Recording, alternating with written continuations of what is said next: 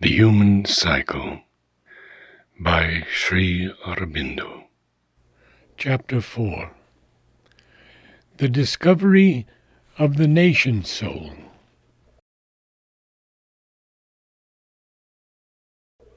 The primal law and purpose of the individual life is to seek its own self-development, consciously or half-consciously, or with an obscure, unconscious groping.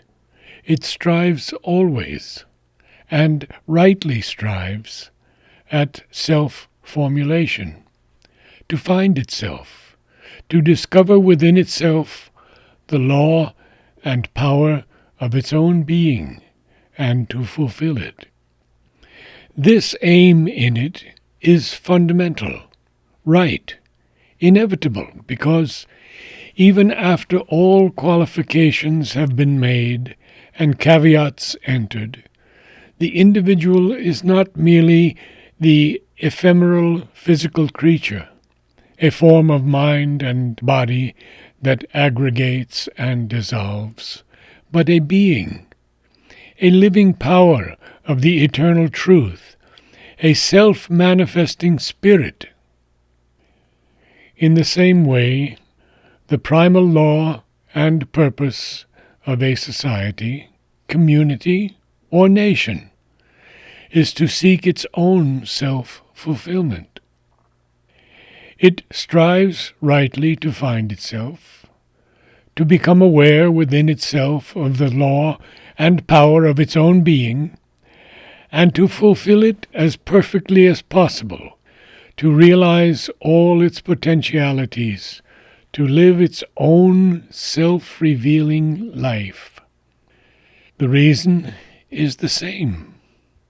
For this, too, is a being, a living power of the eternal truth, a self-manifestation of the cosmic spirit, and it is there to express and fulfill in its own way, and to the degree of its capacities, the special truth and power and meaning of the cosmic spirit that is within it. The nation or society, like the individual, has a body, an organic life, a moral and aesthetic temperament, a developing mind, and a soul behind all these signs and powers, for the sake of which they exist. One may say even that, like the individual, it essentially is a soul rather than has one. It is a group soul that, once having attained to a separate distinctness, must become more and more self-conscious, and find itself more and more fully as it develops its corporate action and mentality, and its organic, self-expressive life. The parallel is just at every turn, because it is more than a parallel. It is a real identity of nature. There is only this difference, that the group soul is much more complex, because it has a great number of partly self-conscious mental individuals for the constituents of its physical being, instead of an association of merely vital subconscious cells. At first, for this very reason, it seems more crude, primitive, and artificial in the forms it takes, for it has a more difficult task before it. It needs a longer time to find itself. It is more fluid and less easily organic. When it does succeed in getting out of the stage of vaguely conscious self-formation, its first definite self-consciousness is objective much more than subjective. And so far as it is subjective, it is apt to be superficial, or loose, and vague. This objectiveness comes out very strongly in the ordinary emotional conception of the nation, which centers round its geographical, its most outward and material aspect, the passion for the land in which we dwell, the land of our fathers, the land of our birth, country, patria, Vaterland, Janmabhoomi. When we realize that the land is only the shell of the body, though a very living shell indeed, and potent in its influences on the nation, when we begin to feel that its more real body is the men and women who compose the nation unit, a body ever changing, yet always the same, like that of the individual man, we are on the way to a truly subjective communal consciousness. For then we have some chance of realizing that even the physical being of the society is a subjective power, not a mere objective existence. Much more is it, in its inner self, a great corporate soul, with all the possibilities and dangers of the soul life. The objective view of society has reigned throughout the historical period of humanity in the West. It has been sufficiently strong, though not absolutely engrossing, in the East. Rulers, people, and thinkers alike have understood by their national existence a political status, the extent of their borders, their economic well-being and expansion, their laws, institutions, and the working of these things. For this reason, political and economic motives have everywhere predominated on the surface, and history has been a record of their operations and influence. The one subjective and psychological force, consciously admitted and with difficulty deniable, has been that of the individual.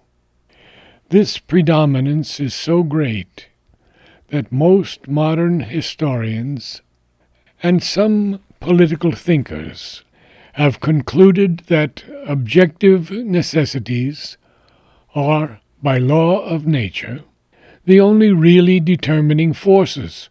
All else is result or superficial accidents of these forces.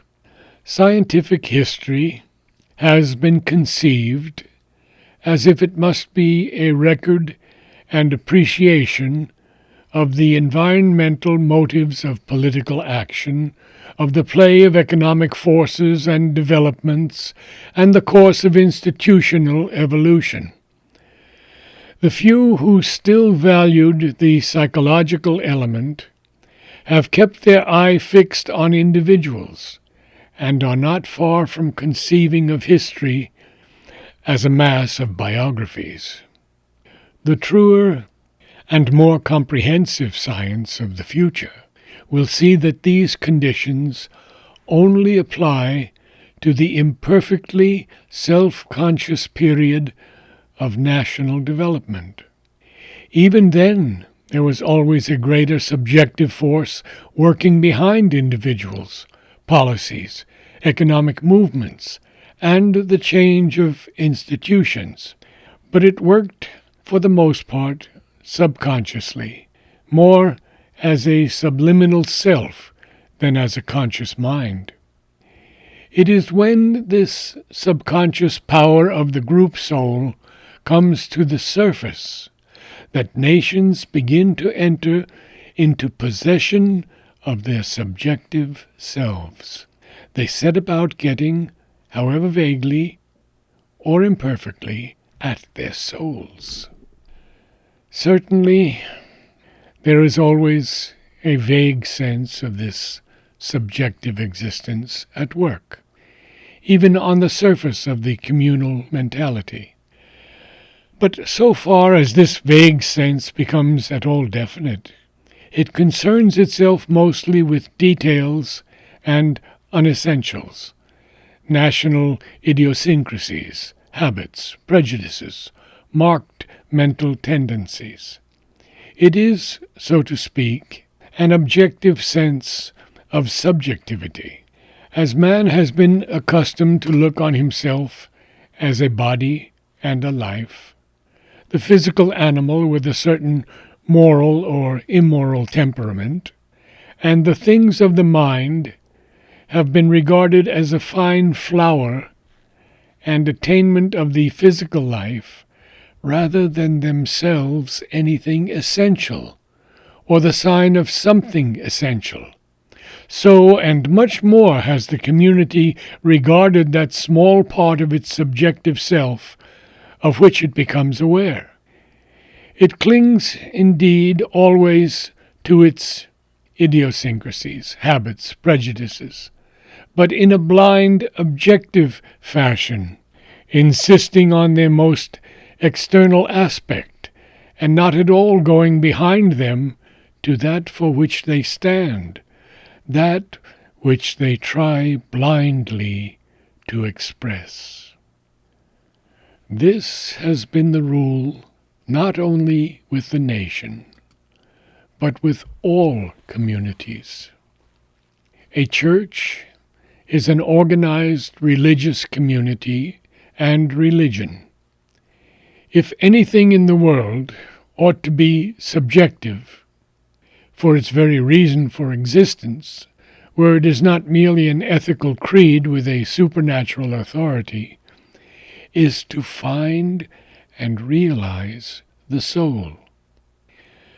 Yet, religious history has been almost entirely, except in the time of the founders and their immediate successors, an insistence on things objective: rites, ceremonies, authority, church governments, dogmas, forms of belief.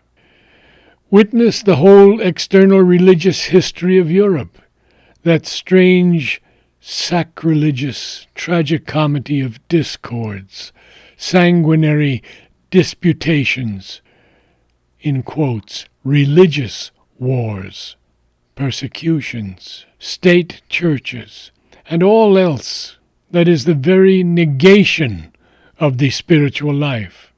It is only recently that men have begun seriously to consider what Christianity, Catholicism, Islam really mean and are in their soul. That is to say, in their very reality and essence. But now we have, very remarkably, very swiftly coming to the surface, this new psychological tendency of the communal consciousness. Now first we hear of the soul of a nation, and what is more to the purpose, actually see nations feeling for their souls, trying to find them, seriously endeavoring to act from the new sense and to make it consciously operative in the common life and action. It is only natural that this tendency should have been, for the most part, most powerful in new nations or in those struggling to realize themselves in spite of political subjection or defeat. For these need more to feel the difference between themselves and others, so that they may assert and justify their individuality as against the powerful superlife which tends to absorb or efface it.